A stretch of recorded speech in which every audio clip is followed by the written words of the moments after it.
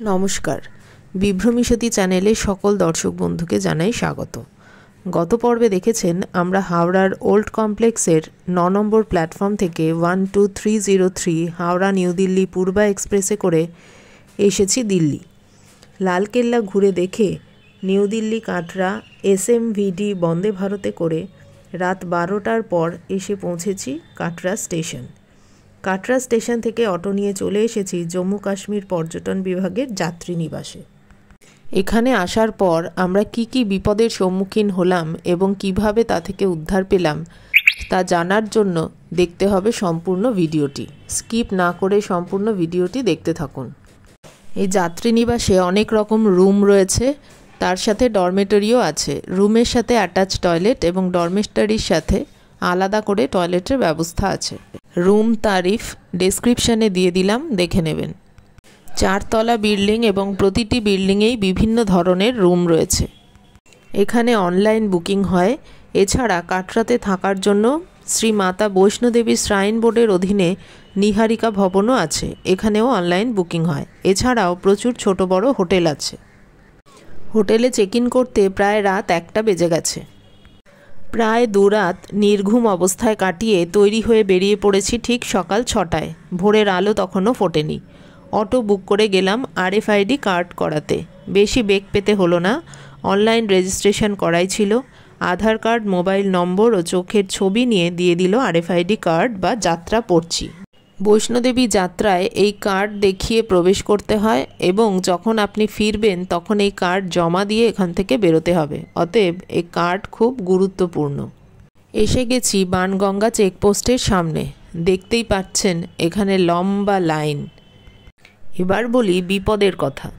আগে থেকে একটু আভাস থাকলেও এখানে আসার পথে অটো চালকের কাছ থেকে জানতে পারলাম আজ অর্থাৎ 25শে ডিসেম্বর সকাল 8টা থেকে 72 ঘন্টা স্ট্রাইক আছে কাটরাতে।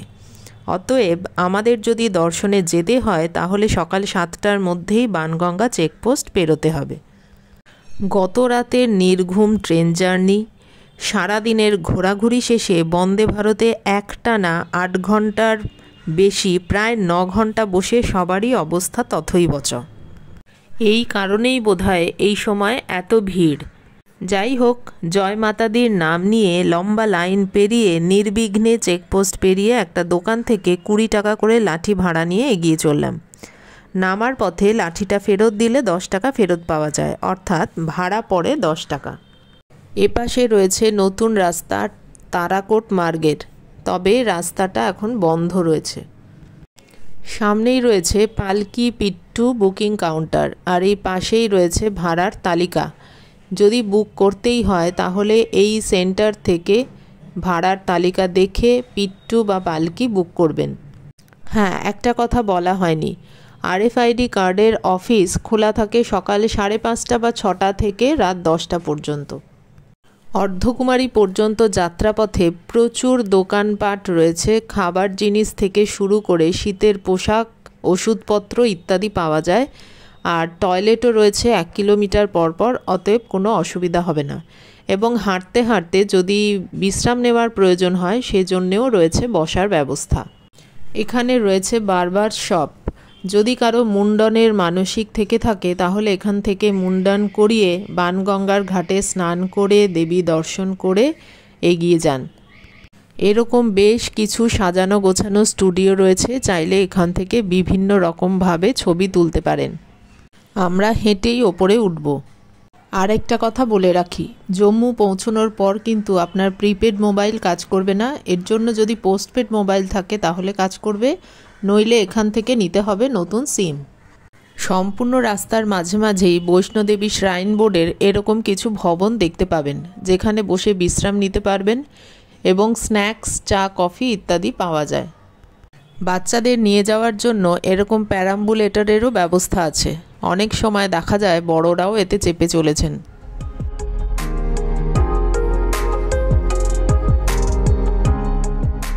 চলে এসেছি বানগঙ্গা। কথিত আছে যে বৈষ্ণোদেবী মাটিতে তীর নিক্ষেপ করে হনুমানজি তৃষ্ণা মেটাতে গঙ্গা নদীকে প্রবাহিত করেন। হনুমান অদৃশ্য হওয়ার পর দেবী জলে চুল ধুয়ে ফেলেন, তাই এটি বানগঙ্গা বা বালগঙ্গা নামে পরিচিত। এখানে পুরুষ এবং মহিলাদের স্নানের আলাদা ব্যবস্থা রয়েছে এবং এখানে স্নানের জন্য মোট 3টে ঘাট আছে। এই বৈষ্ণোদেবী মন্দিরে কখন যাবেন? সারা বছর যে কোনো সময় যেতে পারেন। মন্দির সবসময় খোলা থাকে, শুধুমাত্র সকাল 6টা থেকে 8টা পর্যন্ত মন্দির বন্ধ থাকে। তবে বর্ষাকালে না যাওয়াই ভালো। ক্রমশ ভোরের আলো ফুটতে শুরু করেছে। পথে এগিয়ে যেতে যেতে এবার এই কাহিনীটি একটু জানা যাক।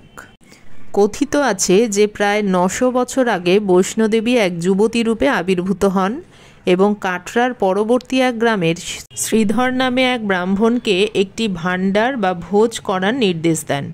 ভোজের সময় গোরক্ষনাথের শিষ্য ভৈরবনাথ হাজির হয়ে মদ ও মাংস দাবি করেন, কিন্তু বৈষ্ণোদেবী বলেন এখানে কেবল নিরামিষ খাবারই পাওয়া যাবে, কারণ এই ভোজ ব্রাহ্মণদের জন্য। তাকে দেখে ভৈরবনাথের তার প্রতি লালসা জাগে। সেই লালসা থেকে বাঁচতে দেবী ত্রিকূট পাহাড়ে যান এবং বিভিন্ন স্থানে থেমে পালিয়ে যান। পরে তিনি মহাকালীর রূপ ধারণ করেন এবং একটি গুহায় খড়গ দিয়ে ভৈরবনাথের মাথা কেটে ফেলেন। চলে এসেছি চরণ পাদুকা মন্দির।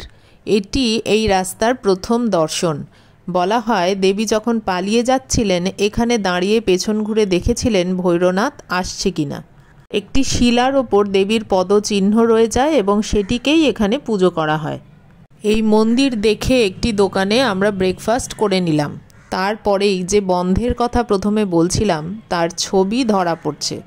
একে একে দোকানের সব ঝাঁপ বন্ধ হচ্ছে। এখনও পর্যন্ত যাত্রাপথে আমাদের তেমন কিছু অসুবিধে হয়নি। তবে পুরো পথটাই কি এতটাই নির্বিঘ্নে কাটাতে পেরেছিলাম? তার উত্তর পাবো ভিডিওর শেষে। সম্পূর্ণ পথে যেতে যেতে এরকম বেশ কিছু সিঁড়ি পাবেন শর্টকাটের জন্য, তবে শারীরিকভাবে পুরোপুরি সক্ষম না হলে এই সিঁড়ি ব্যবহার না করাই ভালো।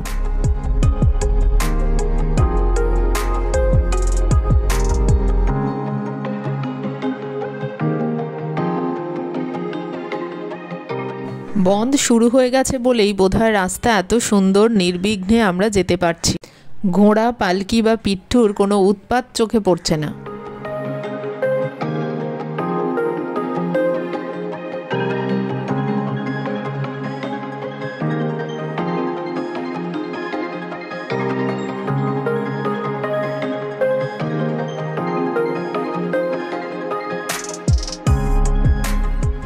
যত উপরের দিকে উঠছি তত পাহাড়ের সৌন্দর্য ক্রমশ ধরা দিচ্ছে।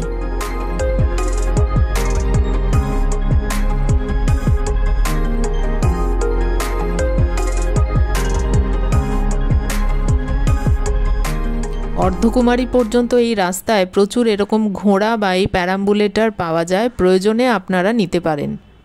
অর্ধকুমারী সেক্টরে প্রবেশ তো করলাম, কিন্তু মন্দির এখনও অনেক দূর।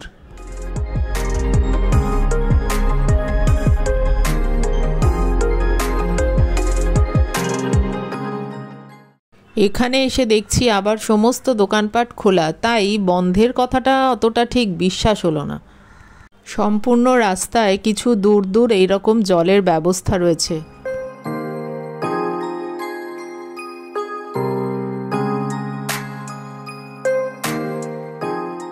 সম্পূর্ণ রাস্তার মাঝে মাঝেই এরকম জেন্টস এবং লেডিস টয়লেটের ব্যবস্থা আছে।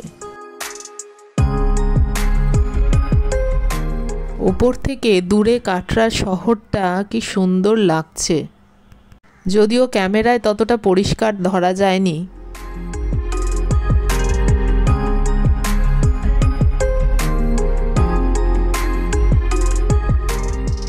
ওই যে এখনো অতটা উপরে গেলে তবেই অর্ধকুমারী মন্দির।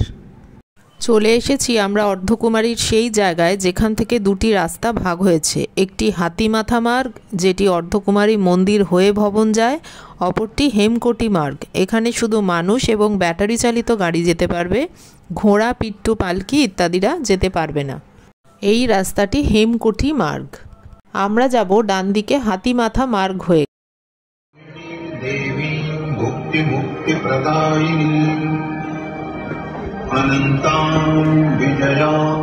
রাস্তায় যেতে যেতে এই রকম প্রচুর দৃশ্য দেখতে পাবেন, এদের থেকে সাবধান।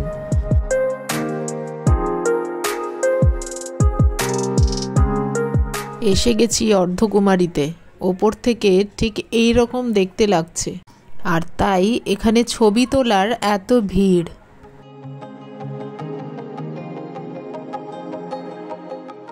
এই চত্বরে আছে শ্রী মাতা বৈষ্ণোদেবী শ্রাইন বোর্ডের ওয়েটিং হল, টয়লেট, ডিসপেন্সারি ইত্যাদি।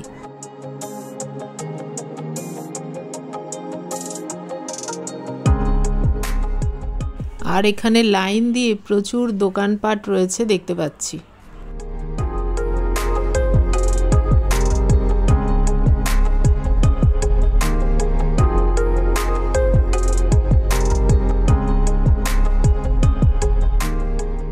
এই অঞ্চলটাতে শ্রী মাতা বৈষ্ণোদেবী শ্রাইন বোর্ডের বিভিন্ন কাউন্টার রয়েছে, একটু পজ করে দেখে নেবেন।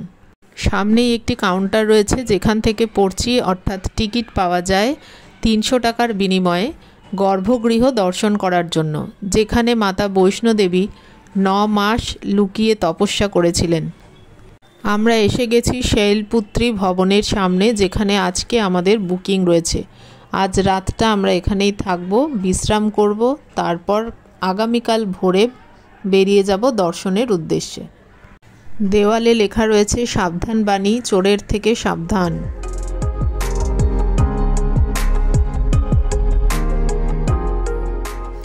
ওপরে উঠে এসে বারান্দা থেকে এই রকম একটা দৃশ্য দেখে মন ভরে গেল। বিভিন্ন দেওয়ালে লেখা রয়েছে চোরের থেকে সাবধান। আজ দুপুরে অর্ধকুমারী লঙ্গরে খেলাম গরম গরম ডাল চাউল আর আচার, মন্দ লাগলো না। দুপুরের খাওয়ার পর বেশ খানিকক্ষণ বিশ্রাম নিয়ে চলে এলাম খোলা আকাশের নিচে। সন্ধে পর্যন্ত বসে থেকে সুন্দর এক সূর্যাস্তের সাক্ষী হলাম।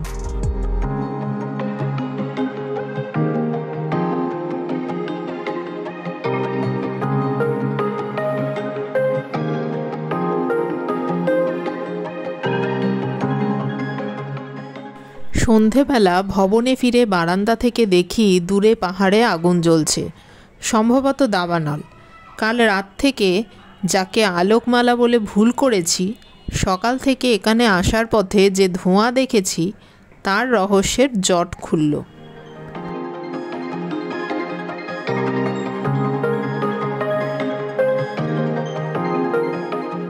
কাছাকাছি এক দোকান থেকে রাতের খাবার খেয়ে ঘুমাতে গেলাম। আজ 26শে ডিসেম্বর, ঘড়ির কাঁটায় ভোর 5টা। তৈরি হয়ে বেরিয়ে পড়েছি। সামনেই আলো দিয়ে সাজানো অর্ধকুমারী মন্দির। এখানে বেশ কিছুটা খোলা জায়গা রয়েছে। এখানে কোনো স্থানে থাকার জায়গা না পেলে কম্বল ভাড়া নিয়ে এই খোলা আকাশের নিচেই মানুষ বিশ্রাম নিচ্ছে, রাত কাটাচ্ছে। আমরা যাব ভবনে, এবার সেই রাস্তা ধরব। দেখা যাচ্ছে ভবনে যাবার রাস্তা। দেখুন কিভাবে মানুষজন শুয়ে রয়েছে।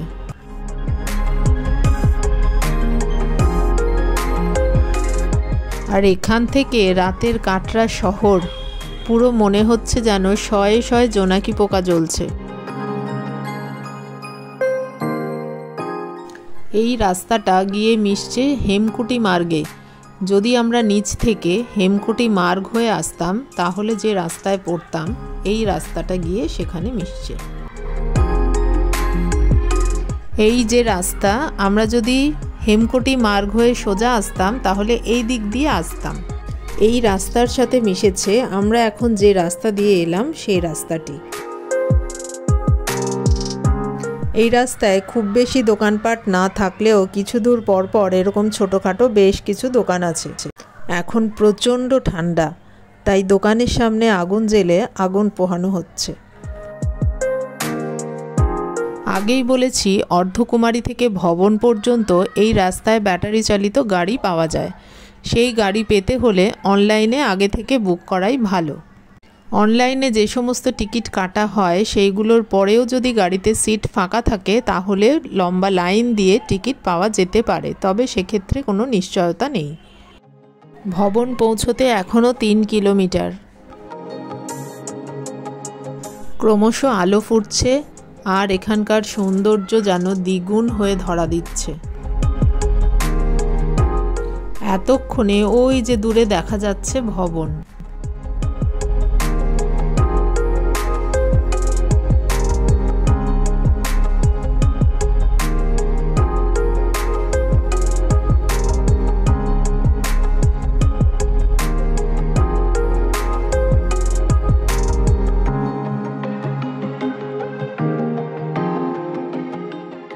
আর মাত্র 750 মিটার।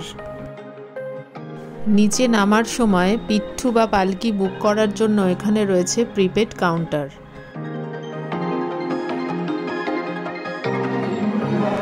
ও মা, এ পথে আবার এরা কারা? এ যে বনময়ূরী।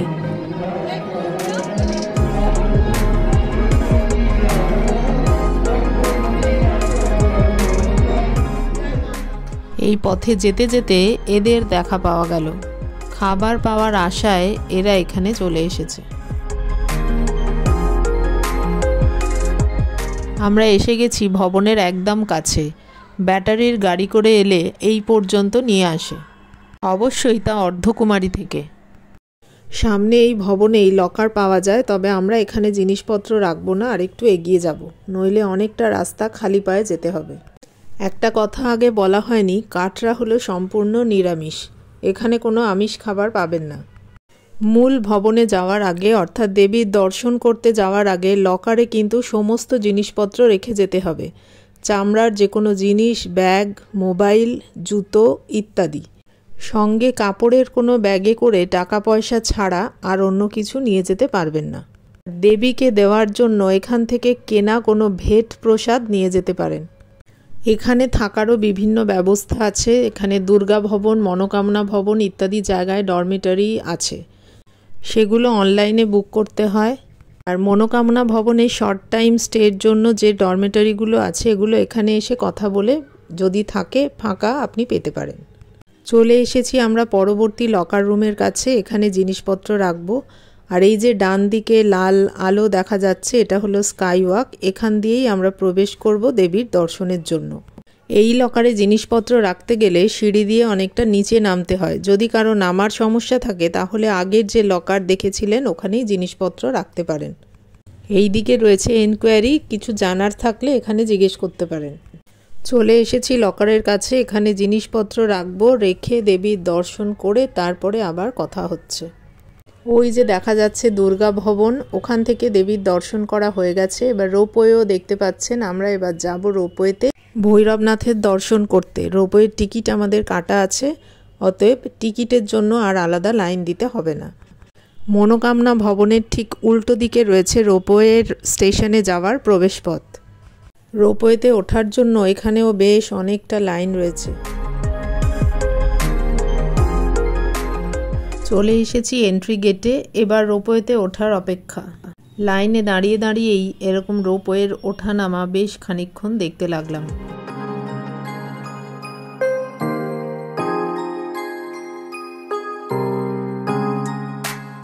উঠে পড়েছি রোপওয়েতে। 2 কিলোমিটার রাস্তা, প্রায় 2 মিনিটেই আমরা পৌঁছে যাব। রোপওয়ে থেকে নেমে বাইরে বেরিয়ে এসে উপর থেকে ঠিক এই রকম দেখতে লাগছে।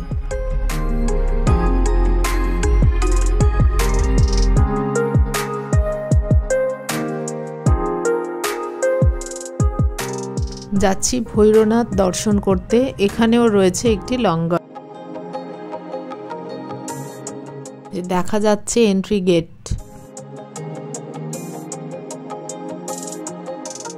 ভৈরবনাথের দর্শন হয়ে গেছে। এবার নিচে নামার পথে দেখা যাচ্ছে ওপর থেকে হেলিপ্যাড। এটি ভবনের কাছেই অবস্থিত। যদি হেলিকপ্টারে আসেন তাহলে এখান থেকেই ওঠানামা করতে হবে।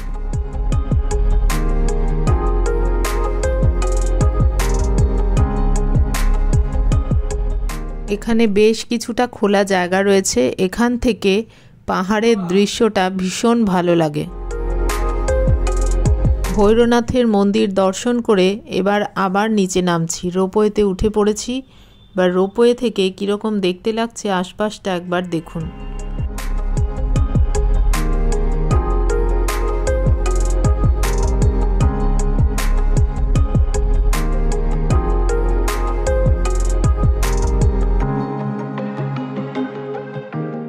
সমস্ত দর্শন সেরে আসার পর দুপুরবেলা এটুকুই পাওয়া গেল।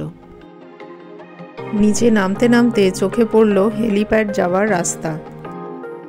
অর্ধকুমারীতে আসার পর আমাদের প্রয়োজন ছিল একটা পিঠু বা পালকি বা ঘোড়া কিছু একটা, কিন্তু বন্ধের কারণে তার দেখাই পাওয়া গেল না। বন্ধ যে সত্যিই হচ্ছে এইবার আমরা তা টের পেলাম। এই রাস্তায় মাঝে মাঝে এরকম কিছু দৃশ্য দেখতে পাবেন যারা যাত্রীদের উৎসাহ বাড়ানোর জন্য থেকে থাকে। নিচে নামতে নামতে চোখে পড়ল হেলিকপ্টারের ওঠানামা। অর্ধকুমারী থেকে যত নিচে নামছি এবার এই রকম দৃশ্য ততই ধরা পড়ছে। সমস্ত দোকানপাট বন্ধ, কাছে খাবার নেই, জল নেই। নামতে নামতে যে সমস্ত যাত্রীরা উঠছে তাদের থেকে শোনা গেল যে নিচে কোনো গাড়ি ঘোড়াও চলছে না, তারা যে আসছেন স্টেশন থেকে সম্পূর্ণ হেঁটে আসছেন। অবশেষে তারাকোট মার্গের কাছে পাওয়া গেল একটি লঙ্গর, সেখান থেকে আমরা কিছু খাবার দাবার খেয়ে নিলাম। এরপর নিচে নেমে কোনো গাড়ি ঘোড়া নেই, না একটা অটো না অন্য কোনো গাড়ি, অগত্যা পায়ে হেঁটেই ফিরতে হবে হোটেলে। আর কোনো কোনো জায়গায় লুকিয়ে চুরিয়ে খাবার দাবার যেটুকু বিক্রি হচ্ছে তা প্রায় 3 গুণ দাম। এই হলো সমগ্র রাস্তাঘাটের চিত্র। আজ এ পর্যন্তই। আমরা আপাতত ধীরে সুস্থে হেঁটে হোটেলে ফিরি। আগামীকাল বের হতে হবে আমাদের অমৃতসরের উদ্দেশ্যে। সে পরবর্তী ভিডিও নিয়ে আসছি। ততক্ষণ সবাই ভালো থাকুন, সুস্থ থাকুন এবং দেখতে থাকুন চ্যানেল বিভ্রমীসতী।